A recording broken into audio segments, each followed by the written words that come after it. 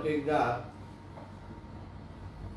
उद्धव ठाकरे उभाटाचे पक्षप्रमुख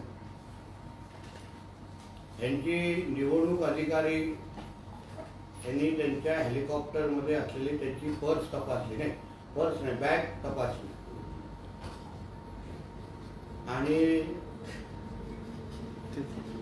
आणि एवढं थैथयाट करण्याचं मला आतापर्यंत कारण कळलंच नाही।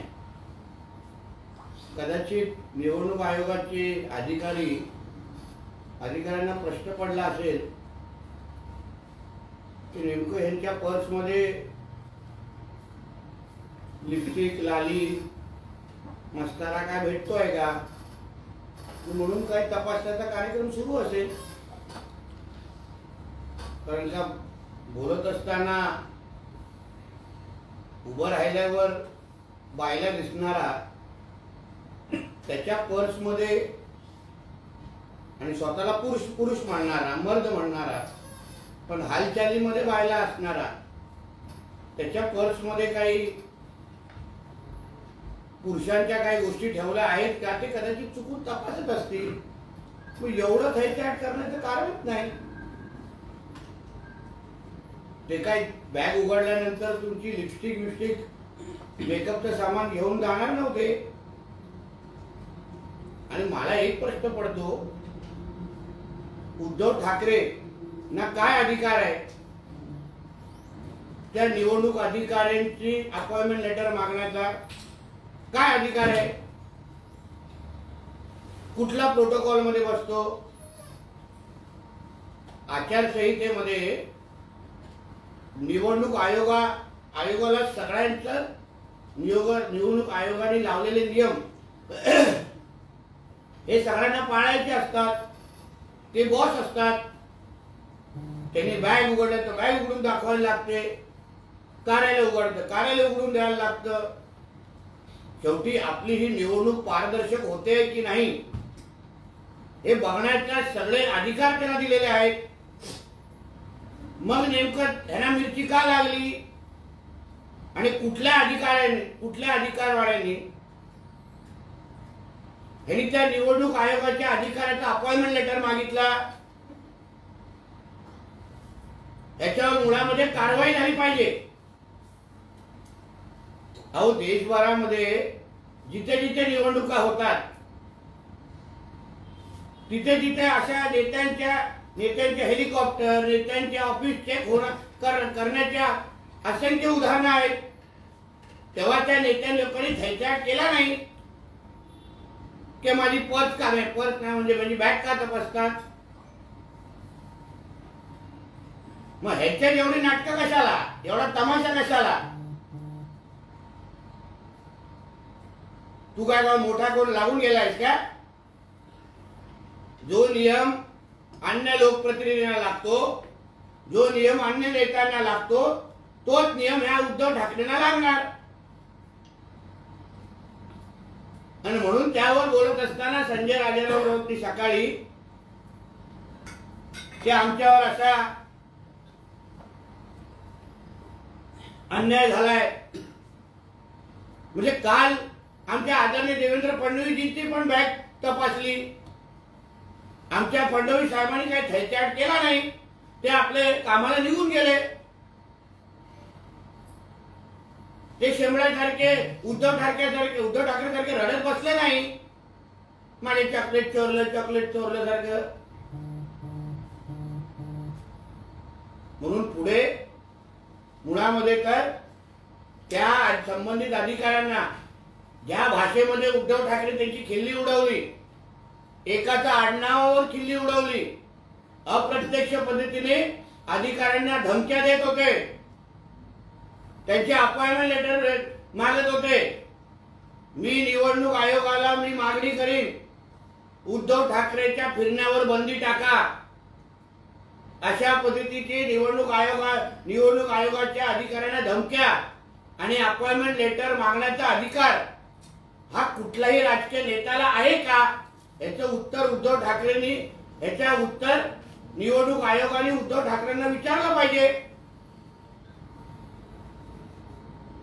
आज सकाळी निवड आयोगाचे जे प्रमुख आहेत त्यांनी एका वृत्तवाहिनीला इंटरव्ह्यू दिलेली आहे। आता त्या वृत्तवाहिनीवर इंटरव्ह्यू देत असताना त्यांनी सरळ स्पष्ट करून टाकलंय की मी अनिल देशमुखांना क्लीन चिट दिली नाही। मग कुठल्या तोंडाने हे अनिल देशमुख असतील, हे महाविकास आघाडीचे अन्य नेते मंडळी असतील, स्वतःला एवढा दुधासारखा स्वच्छ समजतायत? या आयोगाच्या प्रमुखाने अगर असं बोलत असेल की मी अनिल देशमुखाला क्लीन चिट दिली नाही, याचा सरळ सरळ स्पष्ट शिक्कामोर्तब होऊन जातो की महाविकास आघाडीचं सरकार हे भ्रष्ट होतं, भ्रष्टाचाराने बरबटलेलं होतं। उद्धव ठाकरे आणि त्याचे सगळे मंत्रिमंडळ हे भ्रष्टाचारी होते। हा श्री 420 आहे आणि अशा श्री 420 ला मग तो अनिल देशमुख असेल, उद्धव ठाकरे असतील, त्यांची जागा जेलमध्ये आहे, ते कुठल्या तोंडाने महाराष्ट्राच्या जनतेकडून मत मागतायत? म्हणजे उद्या आपले आमदार निवडून आणायचे आणि सरकारमध्ये बसून भ्रष्टाचार करायचा। म्हणून आज जे काय यांचा बुरखा पाडण्याचं काम त्या आयोगाच्या प्रमुखांनी केलंय, त्यावर उद्धव ठाकरेंनी आपला थोबाड उघडावं, संजय राजाराम राऊतने आपला थोबाड उघडावं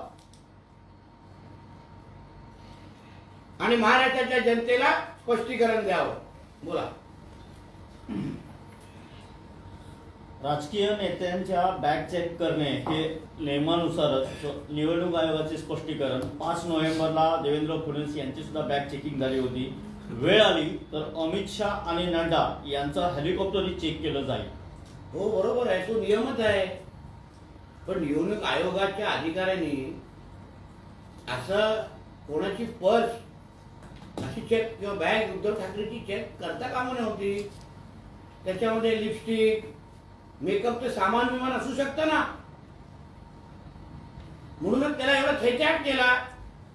कारण का बाहेरून स्वतःला पुरुष म्हणणारा अगर चुकून त्याच्या पर्समध्ये लिपस्टिक, लाली आणि सगळं ठेवले हे सिद्ध झालं तर त्याला बाहेर लोक नावं ठेवणार,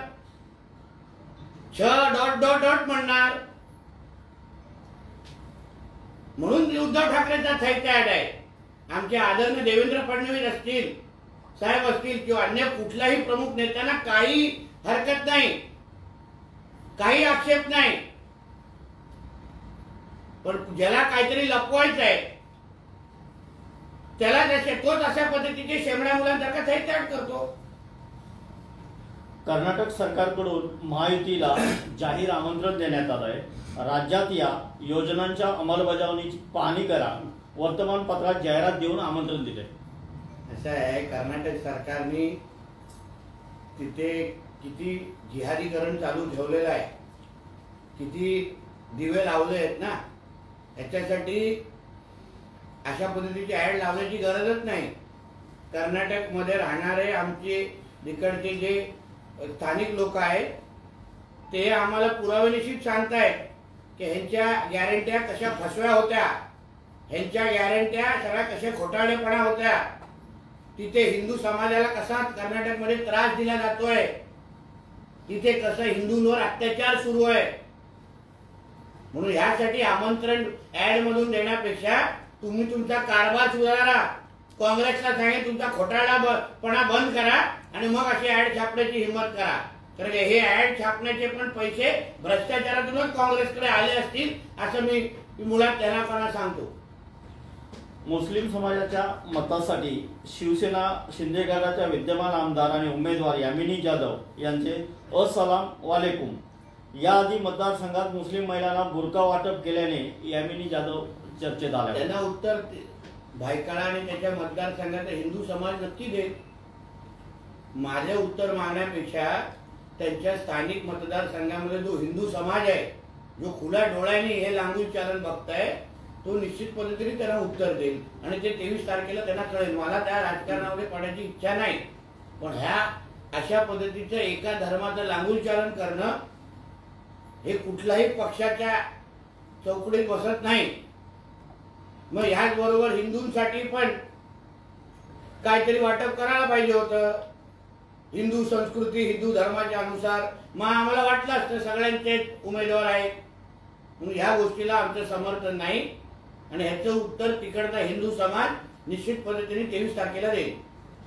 पाटेच्या शपथविधीसाठी झालेल्या बैठकीत शरद पवारांसोबत गौतम अदानीही होते, असं अजित पवारांनी गौप्यस्फोट केला.